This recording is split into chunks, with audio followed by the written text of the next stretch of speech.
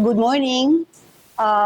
This is the 78th day or session of our devotion and prayer. Ang ating pong title for our devotion today is The Joy of Salvation. And ang ating reference po ay ang Psalm 51 verse 12 that says, "Restore to me the joy of salvation and grant me a willing spirit to sustain me." Sa Tagalog po, sana'y ibalik sa akin ang kagalakang nararamdaman ko noong iniligtas niya ako at bigyan nawa ako ng masunuring espiritu. Tayo muna po ay manalangin. Father God, salamat po Lord sa opportunity na to na kami ay makapag-share ng iyong salita, Panginoon, patungkol sa inner joy of salvation. I-guide mo po ang inyong lingkod upang maipahatid ang mensaheng gusto niyo pong aking ibahagi. Ito po ang aking dalangin sa pangalan ni Jesus. Amen. Okay, the joy of salvation. Bilang Christian, lagi nating naririnig ang salitang salvation. Ano nga ba talaga ang salvation? Okay, salvation is a process. No? Ito ay isang proseso na nagsisimula nung tinanggap natin si Jesus bilang ating Panginoon at bilang ating tagapagligtas. Ito ay ang pagtanggap ng siya ay namatay sa ating mga kasalanan. At ito po ay ang pag-deliver or ang pag-rescue sa atin, sa ating mga past sins o mga kasalanan, maging ang consequence ng ating sin, which is death.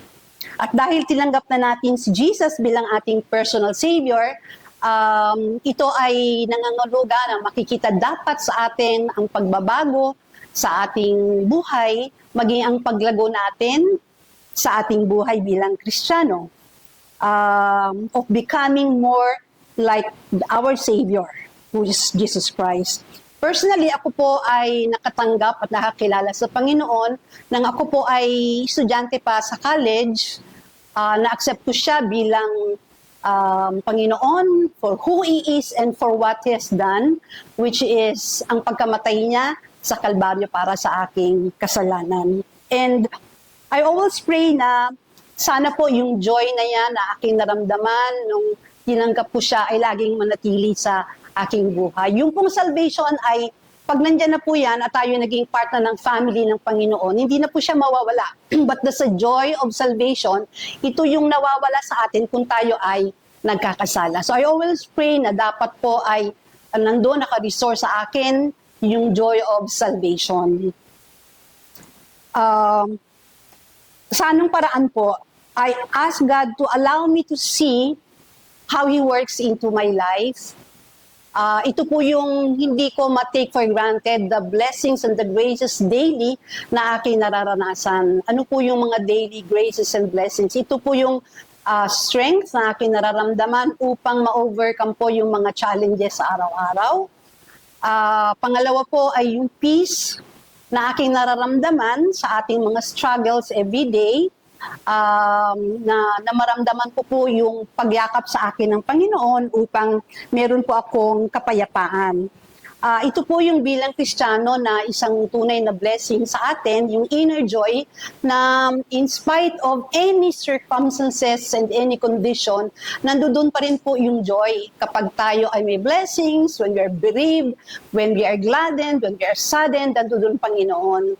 And bilang Christian po tayo ay na-afford nating umiti, no? In spite of poverty, in spite of loss, tayo ay nararanasan para natin yung ating inner joy. At dahil po yung inner joy ay dapat hindi naman natin ito sinasarili, ito ay dapat ay isinishare natin sa iba, sa mga tao who are lost, who are lonely, who are down, at ito ay dapat isinishare natin the good news and the gospel upang sila rin po ay makaranas ng inner joy na ating nararanasan. Sige po, tayo po ay manalangin. Father God, we thank you, Lord, for the daily graces and this joy of salvation nang ikayo ay tinanggap namin bilang aming Panginoon at aming personal Savior. Father God, we pray, Father, na bigyan niyo po kami ng mga opportunities upang kami po ay magamit bilang instrumento upang ang iba ay makakilala na sino kayo, ang aming Panginoon at aming tagapagligtas. Mapanatili niyo, Father God, sa amin ang joy na ito, Lord, sa pamamagitan ng pag-take in sa mga daily words pa ninyo bilang spiritual food namin, ang amin pong pakikipag-communicate sa inyo through prayer every day, at ang aming fellowship sa aming mga kapwa Kristiyano.